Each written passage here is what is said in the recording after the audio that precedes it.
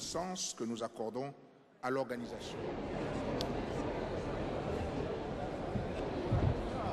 C'est comme cela qu'il faut regarder la chose. Des jeunes comme ça, non, il se passe Libreville pour aller au fin fond. Sinon, on est...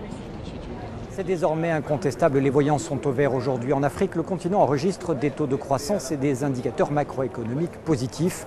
Les nouveaux capitaux affluent vecteurs de financements innovants.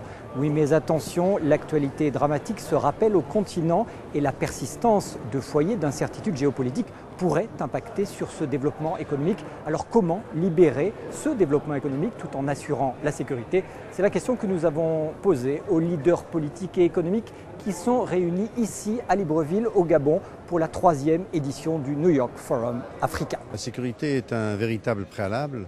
Maintenant, la sécurité peut être abordée sous différents aspects. Ce que je perçois personnellement et de mon point de vue, c'est que la sécurité réside principalement dans la création d'emplois. Si vous voulez qu'un pays soit sécuritaire, apaisé, calme, dynamique et que son développement économique soit assuré, il faut s'occuper préalablement de la création d'emplois. Et sur l'ensemble du continent, je crois que c'est un problème qu'il faut que chaque pays adresse de façon tout à fait particulière. Le continent commence enfin à se tendre la main et à se serrer les mains les uns les autres, et cela crée une nouvelle synergie qui génère et qui libère des capacités de développement non étudiées jusqu'à présent ou non constatées jusqu'à présent.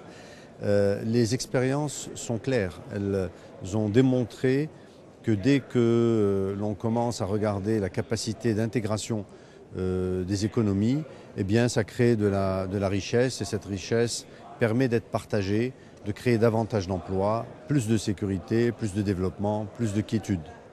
Au-delà de ce facteur sécurité, il y a bien évidemment d'autres facteurs qui peuvent être pris en compte pour sécuriser un investissement. C'est le cadre juridique, le cadre fiscal, le climat des affaires, l'environnement des affaires et l'environnement culturel également dans lequel l'investisseur va s'intégrer. Donc le critère de sécurité n'est pas le seul et exclusif qui permet la prise de décision de l'investisseur. Il y a tout un ensemble, tout un environnement, toute une compétitivité à avoir, la compétitivité de l'administration, le cadre juridique, le cadre fiscal, le cadre social, et puis le cadre culturel, le plaisir de vivre dans un pays et d'y investir, parce que ce sont généralement des investissements qui vont se mettre sur le temps. Donc on ne vient pas investir pour 2 ou 3 ans, on vient investir en général pour plusieurs années dans un pays. We have a lot of incompetent leaders who are running government, and they don't have any idea what implementation they should put in place for young people who want to start business, young people who want to go into entrepreneurship.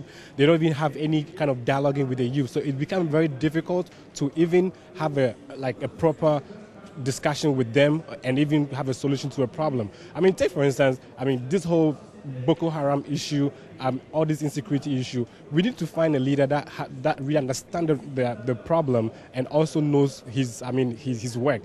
But at the rate we are right now, it's not happening. One of the things that we need to do better is not only depending on local entrepreneurs to really, I guess, try to break through it all, but leveraging Africans across the diaspora, knowing that they have mentors across that can help them leverage those disabilities that they have. So it's a relationship that needs to be established so that while we're waiting for the government, we are also still moving. Je pense que la situation n'est pas aussi catastrophique qu'on le dit, et la preuve en est, c'est que l'Afrique connaît énormément d'intérêt des investisseurs internationaux, et ce n'est pas seulement parce que c'est la dernière frontière, c'est vraiment parce que des réformes structurelles ont été mises en œuvre et tout le monde réalise maintenant qu'il y a énormément de potentiel en Afrique. On a besoin de sécurité un minimum de sécurité pour développer nos activités, mais nos activités, parce qu'elles vont employer des ressortissants de ces zones-là, vont contribuer également à la pacification et à l'augmentation de la sécurité dans ces zones-là.